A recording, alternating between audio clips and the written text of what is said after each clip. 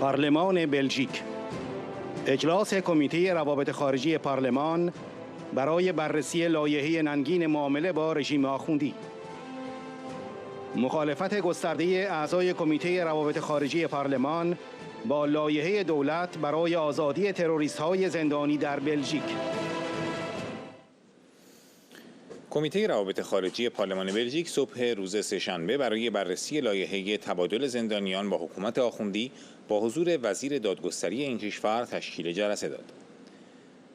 وینسنت وان کویکنبورن، وزیر دادگستری بلژیک، در سخنرانی خود در این جلسه اذعان کرد دلیل ارائه این طرح هشدار سرویس‌های اطلاعاتی و امنیتی این کشور درباره تهدیدهایی است که متوجه این کشور است. تهدیدهایی که امکان مسافرت امن به ایران را از اتباع این کشور سلب کرده است، چرا که غربی‌ها در ایران دستگیر می‌شوند. وی گفت این وظیفه اخلاقی ماست که جلالی را آزاد کنیم. بیشتر از این نمی‌توانم بگویم. ما برای آزادی او بسیج شدیم. Parler des 74 pays, mais il n'y a pas de pays européens. À ce que je sache, pourquoi est-ce que...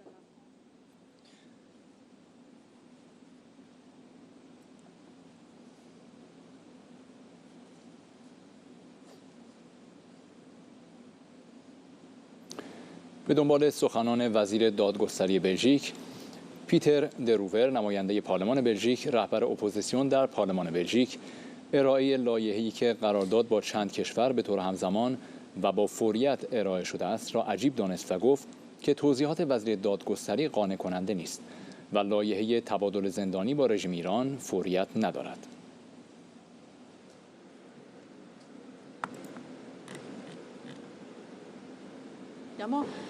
Des choses sur papier, il y a la réalité.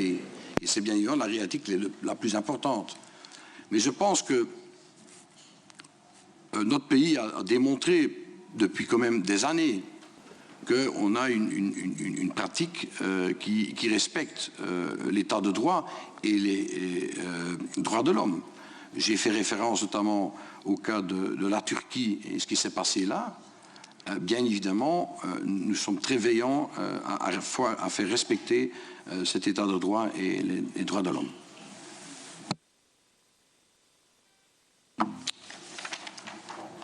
Dank u wel, meneer de minister. Merci, monsieur le ministre. ساموئل کوگولاتی، نمایندگی از پارلمان بلژیک، گفت صحبت از این است که آیا بلژیک تن به شانتاژ تروریستی می‌دهد یا خیر.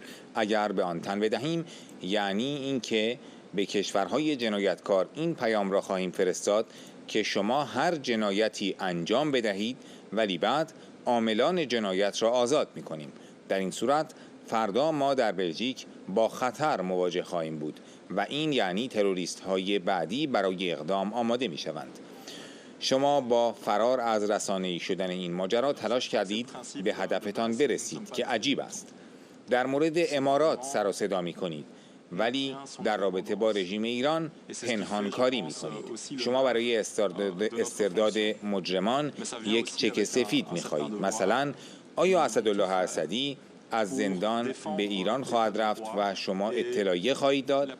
یعنی به رژیم ایران این پیام را می‌دهید که در آینده خویشتن‌داری نکنید، چون ما می‌توانیم با هم صحبت کنیم و به افراد 17 سال تخفیف زندان بدهیم. D'abord, peut-être pour rebondir sur la question de la présidente, c'est vrai que dans la plupart des pays, ce genre de transfèrement se fait case by case, de manière ad hoc. C'est aussi vrai que nous avons déjà un cadre juridique en place, la loi du 23 mai 1990 sur le transfèrement interétatique des personnes condamnées. Et un peu comme le Conseil d'État, je me demande comment le traité ici, enfin en tout cas le projet de traité en discussion peut se conjuguer avec le cadre juridique existant. Je me pose aussi la question de la nécessité d'un tel traité par nature de portée générale. پیتر دروور، رهبر اقلیت در پارلمان بلژیک، گفت اسدالله اسدی اگر به ایران برگردانده شود از همان فرودگاه به کاخ خواهد رفت. آیا کشور ما کشوری خواهد بود که به چنین افرادی چنین امتیازاتی خواهد داد؟ در رابطه با مخاطرات سفر به ایران، وزیر دادگستری اشاره کرد اما خانم کریستیان واتکریتن، یک قاضی بین‌المللی، از ما خواسته که این قرارداد را امضا نکنیم. من از نماینده اکثریت می‌خواهم این موضوع را مورد توجه قرار دهند.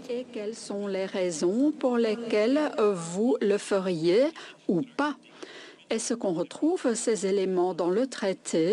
Est-ce qu'on a une mesure ici pour en juger? Ou est-ce que vous nous demandez de signer un chèque en blanc et vous dites, eh bien, permettez cette possibilité et je ferai cela de façon décente et je vous en informerai après. Donc, on aimerait bien une réponse. Bon, la grâce, c'est un autre volet.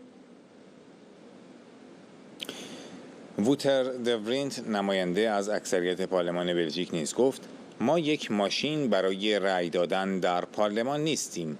باید صحبت شود. ما خواهان روشنگری هستیم. آقای وزیر دادگستری، کدام زندانی ایرانی در بلژیک حاضر می شود بپذیرد از بلژیک به ایران مسترد شود؟ آنجا که وضع خوب نیست، مگر اینکه منتظر آزاد شدن باشد. اگر اسدی مسترد شود، آزاد خواهد شد که عملیات بیشتری علیه غرب تدارک ببیند. این خطرناک است. ما نگرانی بیشتری داریم. شما گفتید که بلژیکی‌های مقیم ایران با خطر مواجه هستند. آیا این نتیجه عکس نخواهد داشت و راه را برای دیپلماسی گروگانگیری باز می‌کند؟ آزادی تروریست قبول نیست. ایمیل های ما توسط نامه‌های اپوزیسیون ایران که درخواست رد این قرارداد را دارند پر شده است.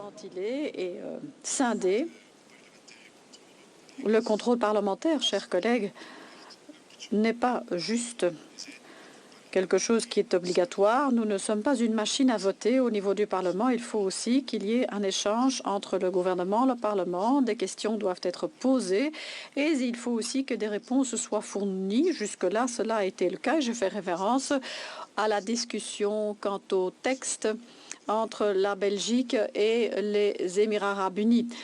Nous, au niveau de notre groupe, nous sommes intervenus, nous avons demandé ou formulé des questions d'éclaircissement. Et ce qui est dit maintenant en séance parlementaire par les collègues, par le ministre, est pertinent lorsque tout cela est repris dans un rapport parlementaire. Donc, pour l'Iran aussi.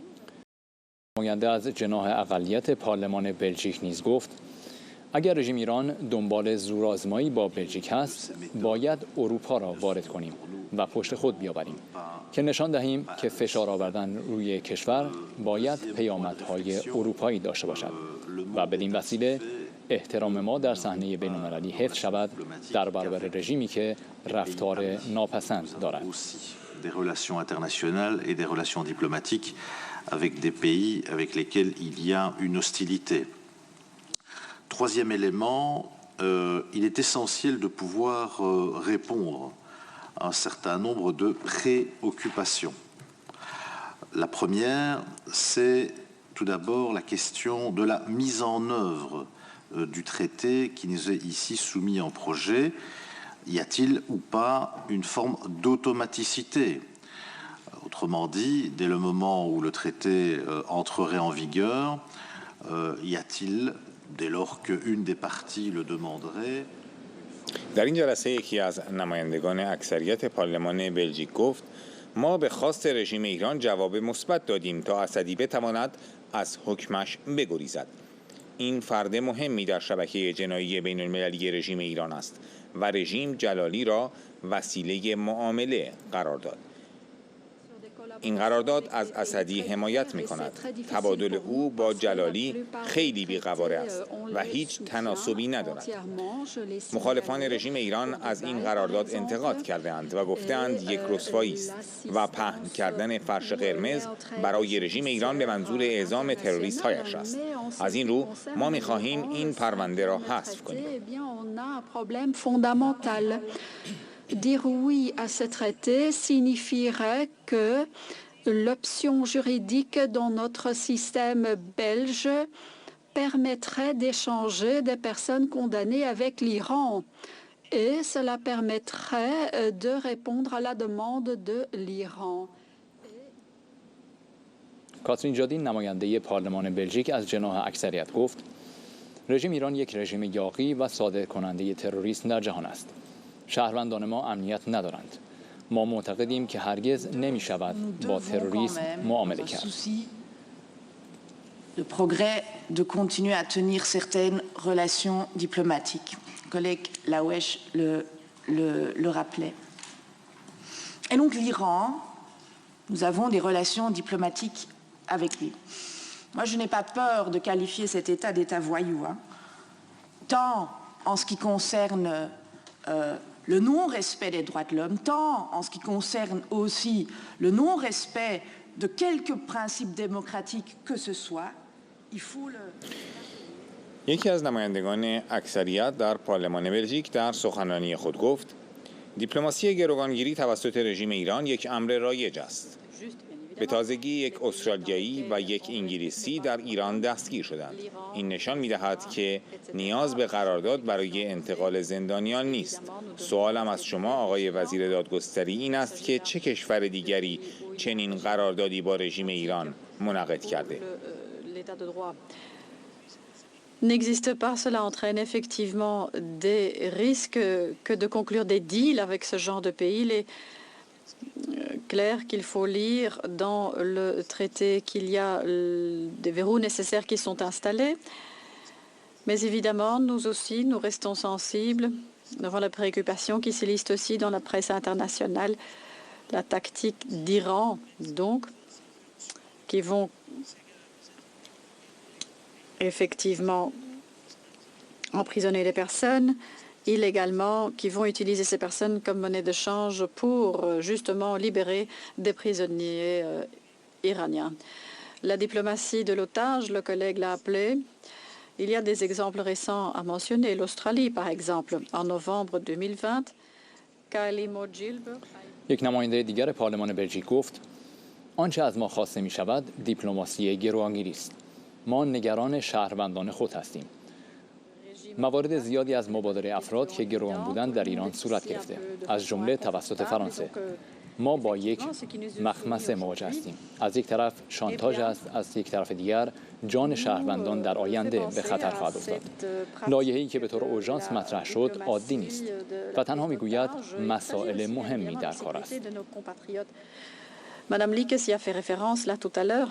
Il y a eu des choses qui se sont passées de par le monde. Vous avez donné l'exemple du touriste de l'Australie ou l'exemple de la Grande-Bretagne. Moi aussi, j'ai vu en France qu'il y avait là un étudiant français qui avait été libéré par le régime iranien et 2 jours plus tard, eh bien, il y avait là une personne iranienne qui avait été condamnée pour meurtre, qui avait été libérée en France. La France qui a toujours dit qu'il n'y a eu aucun lien entre ces 2 affaires, alors que aux États-Unis, Trump l'a tout simplement dit ouvertement. Il y a donc un historien américain qui a été échangé contre فرانسواز اسمت نماینده از اکثریت پارلمان بلژیک گفت با تصویب این لایحه ما به رژیم ایران این پیام را خواهیم داد که می توانند در آینده هر بلژیکی را دستگیر کنند و بدین وسیله تروریست های خود را پس بگیرند. تا اینجا این قرارداد قابل قبول نیست. عدالت در کشور ما برای فروش نیست.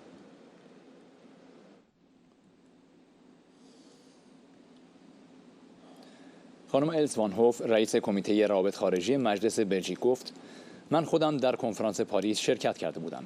هزاران نفر آنجا بودند با شخصیت‌های اروپایی. اگر بمب منفجر شده بود یک فاجعه میشد. یک سوء قصد در پاریس توسط رژیم ایران تدارک دیده شده بود. چگونه این پرونده را بپذیریم؟ صحبت از دیپلماسی گروگانگیری و شانتاژ می شود. سوال این است آیا وضعیت برای زندگی انسانها بهتر خواهد شد یا نه؟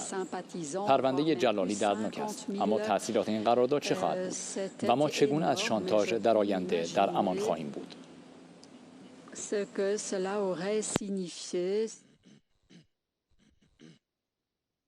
De ma part également, j'ai vu ce que peut faire le terrorisme avec les parlementaires majoritaires et minoritaires. J'ai participé à la conférence donc à Paris à 2 reprises et nous n'étions pas seuls, on n'est pas naïfs. Il y avait des europarlementaires, des gens du Congrès, des anciens chefs d'État, 10 000, 20 000 sympathisants, voire même plus 50 000.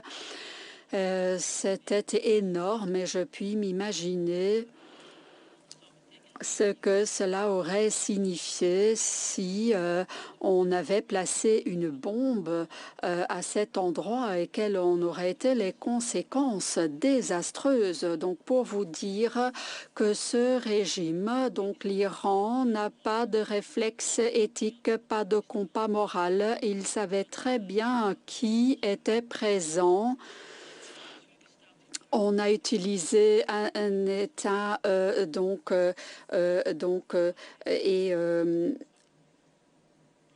on planifiait un attentat à Paris, donc il faut le faire. دریا صفایی نماینده پارلمان بلژیک گفت من فردی هستم که در ایران زندانی بودم مثل جلالی. از شما می‌خواهم رأی ندهید. آنها 40 سال است این کارها را می‌کنند و انسان‌های زیادی مثل جلالی ستم دیدند. ما به عنوان کشور دموکراتیک و متمدن نباید این کار را بکنیم. این خطرناک است. منتها فکر می‌کنید جان افراد را نجات می‌دهید ولی جلالی‌های بیشتری را در خود اروپا تولید می‌کنید. مردم بلژیک منتظرند که دولت به حکومت قانون احترام بگذارد. آنها تلاش کردند در پاریس کشتار جمعی کنند. امیدوارم امروز به نقطه‌ای برسیم که حتی نیاز نباشد این لایحه به پارلمان برده شود. A été emprisonné en Iran par l'ayatollah. Je connais les douleurs du professeur Jalali, d'Olivier et les autres. C'est pourquoi je demande votre attention. C'est pourquoi je vous dis, bon Dieu, ne le faites pas, n'appuyez pas sur le bouton vert. C'est la seule raison pour laquelle ils continuent à faire ce qu'ils ont fait pendant 43 ans. C'est la raison pour laquelle les personnes innocentes comme le professeur Jalali sont arrêtées sans aucune raison. ساموئل کوگولاتی نماینده از اکثریت پارلمان بلژیک اظهار داشت رأی دادن فوری به قانونی که چند جزء دارد غیر عادی است. ما گاهن ماه‌ها درباره یک قانون فکر می‌کنیم. حالا از ما می‌خواهید در ظرف چند ساعت به یک لایحه دشوار رأی دهیم. ما آدمک نیستیم. ما از شما درباره این قرارداد شفافیت می‌خواهیم. سوال مهم این است که ضرورت این قرارداد روشن شود. ما شاهد فریادهای جامعه مدنی هستیم. ما همین الان تظاهرات در بیرون این جلسه را دیدیم. ما نباید ناشنوا باشیم. Sans avis extérieur, à part peut-être effectivement un avis très court qui a été rendu en moins de 5 jours, je pense, par le Conseil d'État, c'est particulièrement difficile. Et je sais qu'au sein de cette commission, nous passons parfois des mois à réfléchir sur des résolutions qui sont par définition des textes non contraignants. Et ici, nous sommes appelés à voter en quelques heures 5, pas moins de 5 traités. Et je voudrais franchement, en guise d'introduction...